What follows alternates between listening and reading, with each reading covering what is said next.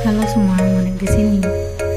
Kali ini kita akan membahas agenda 3, kedudukan dan peran PNS dalam NKRI. Ada 2 materi pokok pada agenda ketiga ini. Yang pertama, Smart ASN, dan yang kedua, Manajemen ASN.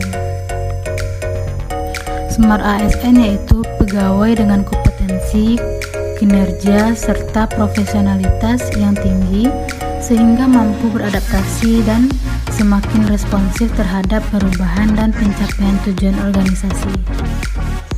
Ada 3 sasaran untuk mewujudkan Smart ASN pada tahun 2019. Yang pertama, perencanaan ASN. Dengan membuka formasi atau kualifikasi ASN yang sesuai dengan arah pembangunan nasional serta potensi daerah.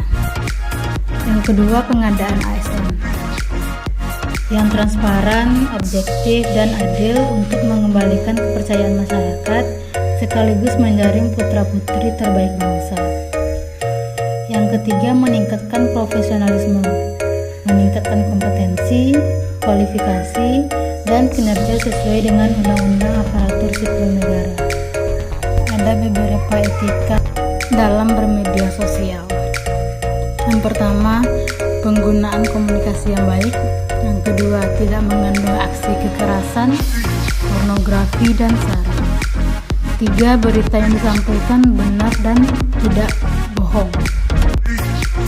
4, menghargai karya orang lain. 5, memberikan informasi pribadi sewajarnya. Manajemen ASN lebih menekankan kepada pengaturan profesi pegawai sehingga diharapkan agar selalu tersedia sumber daya ASN yang unggul selaras dengan perkembangan zaman. Untuk mewujudkan birokrasi yang profesional dalam menghadapi tantangan, pemerintah melalui Undang-Undang Nomor 5 Tahun 2014 tentang Aparatur Sipil Negara yang bertujuan menjadi dasar dalam manajemen ASN untuk membangun ASN yang memiliki integritas, profesional, dan netral, serta bebas dari intervensi politik dan praktek KKN, serta mampu menyelenggarakan pelayanan publik yang berkualitas bagi masyarakat. Manajemen ASN adalah pengelolaan ASN untuk menghasilkan pegawai ASN yang profesional, memiliki nilai dasar, bebas dari intervensi politik, dan bersih dari praktek KKN. Mengapa harus ada manajemen ASN? Pengelolaan SDM atau ASN dilakukan untuk memotivasi dan juga meningkatkan produktivitas pegawai dalam melaksanakan tugasnya, sehingga mampu berkontribusi pada pencapaian dan tujuan serta sasaran organisasi.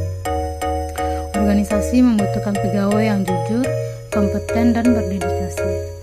Berdasarkan Undang-Undang Nomor 5 Tahun 2014, pegawai ASN terdiri dari pegawai negeri sipil atau PNS dan pegawai pemerintah dengan perjanjian kerja atau P3K.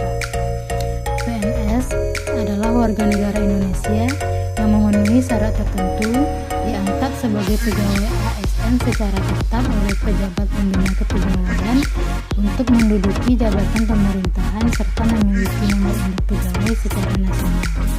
Sedangkan P3K adalah warga negara Indonesia yang memenuhi syarat tertentu yang diangkat oleh pejabat pembina kepegawaian berdasarkan perjanjian kerja sesuai dengan kebutuhan instansi pemerintah untuk jangka waktu tertentu dalam rangka melaksanakan tugas pemerintahan.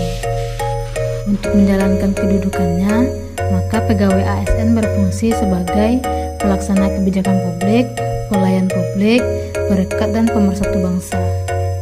Sedangkan untuk tugasnya yaitu melaksanakan kebijakan yang dibuat oleh pejabat pembina kepegawaian sesuai dengan ketentuan peraturan perundang-undangan, memberikan pelayanan publik yang profesional dan berkualitas, mempererat persatuan dan kesatuan negara NKRI. Peran dari pegawai ASN adalah perencana, pelaksana, dan pengawas penyelenggaraan tugas umum pemerintahan dan pengembangan pembangunan nasional melalui pelaksanaan kebijakan dan pelayanan publik yang profesional, bebas dari intervensi politik, serta bersih dari praktik KKN. ASN sebagai profesi berlandaskan pada kode etik dan kode perilaku. Kode etik dan kode perilaku ASN bertujuan untuk menjaga martabat dan kehormatan ASN. Kode etik dan kode perilaku yang diatur dalam Undang-Undang ASN menjadi acuan bagi para ASN dalam menyelenggarakan birokrasi pemerintahan. Nah, itulah sedikit penjelasan tentang kedudukan dan peran PNS